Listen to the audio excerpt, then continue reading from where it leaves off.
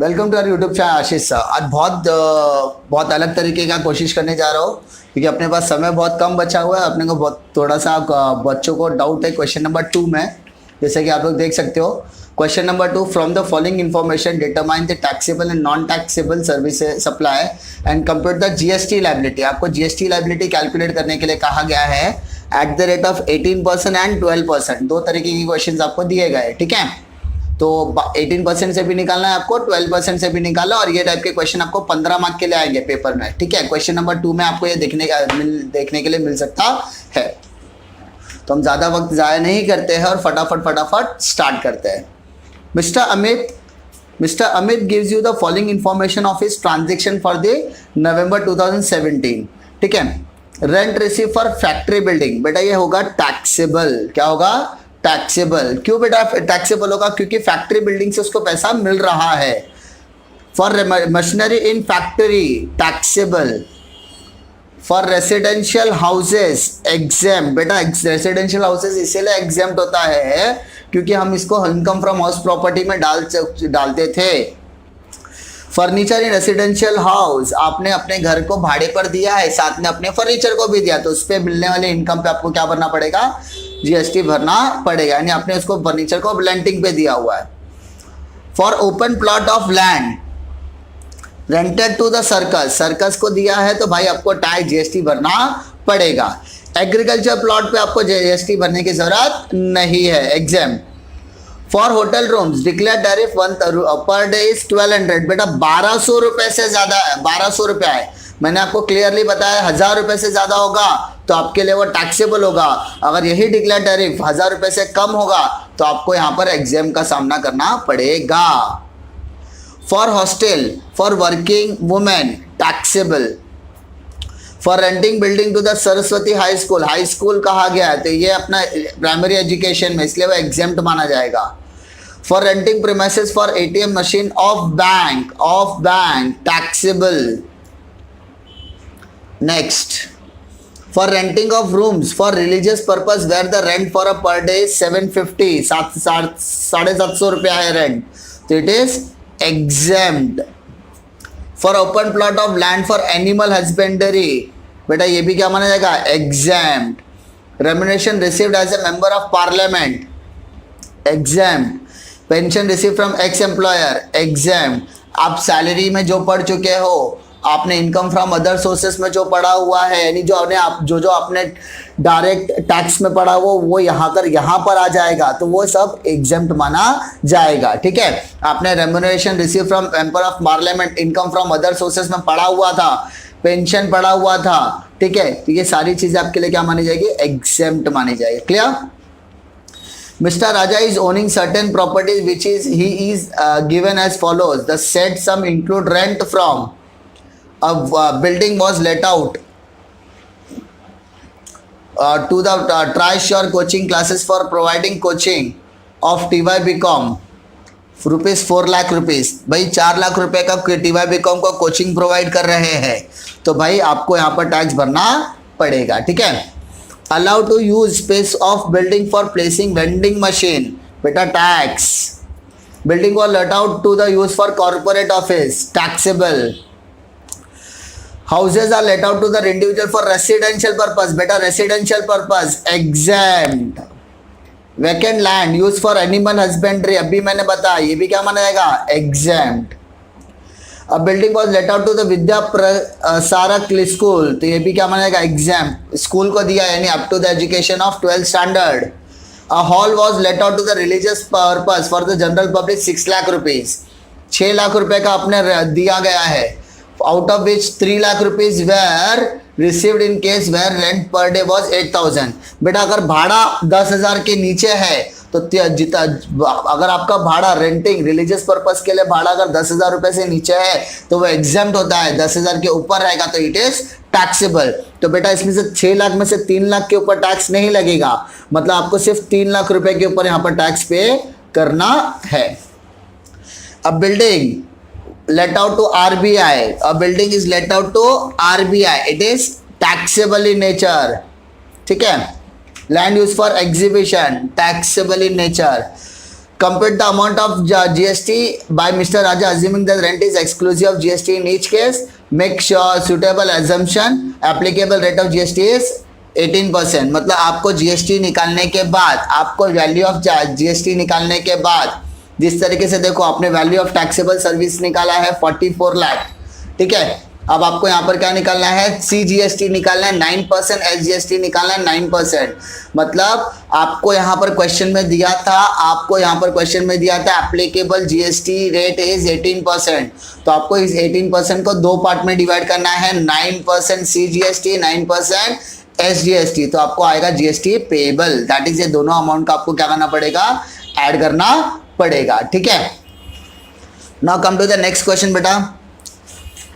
Mr. Ravi owns hotel immovable properties is engaged in a letting of the same. Deluxe hotel rooms are let out to the declared tariff of 1200 per room. अभी मैंने बताया कि अगर declare tariff 1000 रुपए से ज्यादा होगा, अगर डिक्लेयर टैरिफ 1000 रुपए से ज्यादा होगा तो टैक्स लगेगा, और अगर डिक्लेयर टैरिफ 1000 रुपए से कम होगा तो टैक्स नहीं लगेगा। अभी कितने दिन रहा भैया, number of days for is let out 200 days for 10 room, तो 200 इंटू 1200 इंटू 10, 20 इंटू, ठीक है, 200 डेज, 200 दिन रहा है भैया, 200 दिन, तो 200 मल्टीप्लाइड बाय 1200 रुपए एक दिन का, 10 तो टोटल रूम 10, तो दोनों सबको मल्टीप्लाइड करो तो आपको बेटा अमाउंट आएगा 24 लाख रुपए आएगा आपका अमाउंट। कितना आएगा, तो आपको टैक्स भी कितने पे लगेगा, 24 लाख रुपए पे टैक्स भरना पड़ेगा, ठीक है। Normal room let out for the declare tariff for 900, बेटा 900 रुपया इज लेस देन 1000 रुपए से 900 रुपया कम होता है, इसलिए बेटा इसका आगे पढ़ने की जरूरत नहीं, पूरा का पूरा क्या माना जाएगा, exempt. Building located at Jammu which was let out for office purpose 20,000 per month, तो 12 महीने का बेटा आता है 2,40,000 रुपया आता है, it is taxable, it is taxable. A vacant land was let out for a horticulture, बेटा horticulture का मतलब क्या होता है, फूल वगैरह हम लोगों ने उगाए हैं, तो horticulture is a taxable activity, ठीक है। A building was let out for a private hospital, it is a service oriented, so it is exempt। सबको जो टैक्सेबल है बेटा उसका टैक्सेबल है, अगर वो टैक्सेबल में आता है तो सबको आपको लिखना पड़ेगा टेक द टोटल ऑफ 41,40,000। अब इसका आपको 9% CGST निकालना है, 9% SGST निकालना है, उसका 9% निकालने के बाद आपको ऐड कर दो, आपको GST लायबिलिटी आसानी से मिल जाएगी। तो आपको इस तरीके से रिप्रेजेंट करना है अपने आंसर को, क्लियर। आई होप सबको समझ में आ रहा होगा, क्योंकि इसमें आपको सिर्फ टैक्सेबल नॉन टैक्सेबल करना है, आपको हर एक ट्रांजेक्शन पे यहाँ पे मार्क्स मिलने वाले हैं। अपना bank has furnished the following information for the April 2018. Interest received on term loan, बेटा interest received on term loan, it is non taxable because it is a regular activity. Panel interest received on delayed repayment of loans, not taxable, क्योंकि loan देना और loan लेना दोनों ही activity bank की मानी जाती है। डेबिट रिलेटेड चार्जेस, ठीक है, डेबिट कार्ड क्रेडिट कार्ड से रिलेटेड कोई भी इंफॉर्मेशन रहेगा तो it is taxable in nature. Bank charges for current account taxable, bank charges for issue of bank draft taxable, loan processing charges taxable, interest received on credit card taxable, late payment of fees on credit card taxable, rent of safe deposit locker taxable, commission from government for collection of income tax taxable, interest received from Reserve Bank of India exempt, क्योंकि भाई RBI हर bank को का father माना जाता है, तो आप लोगों ने डेली बेसिस पे कुछ कंट्रीब्यूशन RBI को किया हुआ है, तो RBI आपको उसके ऊपर क्या दे रही है, इंटरेस्ट, तो आपके लिए क्या माना जाएगा, exempt. Charges receive for conversion of foreign currency taxable, fees receive for investment consultancy services taxable. अब ये सब कैलकुलेट करने के बाद, ठीक है, आपको यहाँ पर GST रेट दिया नहीं, तो आपको सिर्फ यहाँ पर टैक्सेबल लायबिलिटी टैक्सेबल सर्विसेज निकालना है। नेक्स्ट हम देखते हैं, TJSB a bank furnishes you the following transaction during the post period of 1/11/2017 to 31st March 2018। Interest earn on loan is 5 crore, 5 crore रुपए आपको इंटरेस्ट मिला है बेटा, exempt regular activity. Penal interest charge for the delayed of payment of loan by the customer is exempt, क्योंकि ये भी regular activity है। Debit card related services taxable. Commission on foreign exchange sold to the Lakshmi bank taxable. Commission from government towards the collection of taxes taxable. Commission charge for 20 lakh for the preparation of demand draft taxable. Charges for late payment of dues on the credit card outstanding taxable. Sale and purchase of forward contract, it is exempt. And loan processing fees charge, it is taxable. Tax को add करो, आपको 18% GST निकालना है। मतलब आपको total taxable services या taxable supply निकालने के बाद आपको जीएसटी कैलकुलेट करना पड़ेगा 9% के हिसाब से। ठीक है, बैंकिंग की जो भी एक्टिविटी होती है वो आपको रेगुलर एक्टिविटी को टैक्सेबल करना एग्जाम करना है, और इरेगुलर एक्टिविटी को जो आपके कस्टमर के हिसाब से किया जाता है उसको टैक्स करना है। क्लियर? डिसाइड वेदर, नेक्स्ट हम देख दो, decide whether the following receipt attract goods and service tax. Receipt of Saraswati school providing education up to higher secondary exempt या not taxable, जैसा भी कहो, आपको डैश मारना है जहाँ पे not taxable रहेगा। ठीक है, Euro Kids school providing education up to primary level, बेटा ये भी क्या माना जाएगा? Exempt. Receipt of commerce concept a commercial coaching institute providing coaching for 7 lakh रुपए तक का ट्रेनिंग दे रहे भाई साहब, ये तो माना जाएगा टैक्सेबल। भले ही आपके सर्टिफिकेट मतलब आपका कंप्लीशन ऑफ ट्रेनिंग पे आपको सर्टिफिकेट मिले या आपको सर्टिफिकेट नहीं मिले, आपको दोनों ही सूरत में टैक्स पे करना पड़ेगा। Receipt of each one and teach one a training institute certified by national council for vocational training 5 lakh rupees. भाई ये कौन सी ट्रेनिंग दे रहे हैं? नेशनल काउंसिल के हिसाब से दे रहे हैं, तो भाई नेशनल काउंसिल की सर्विसेज क्या मानी जाएगी? एग्जाम।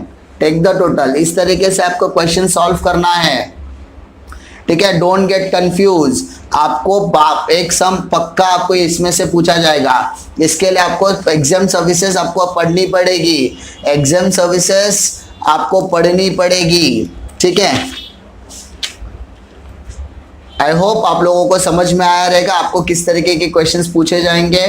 ठीक है, आगे के क्वेश्चंस इसी तरीके से आप करते रहिए।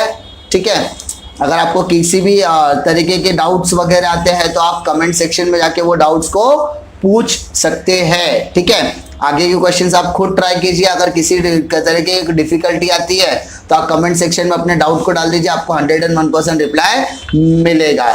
Thank you.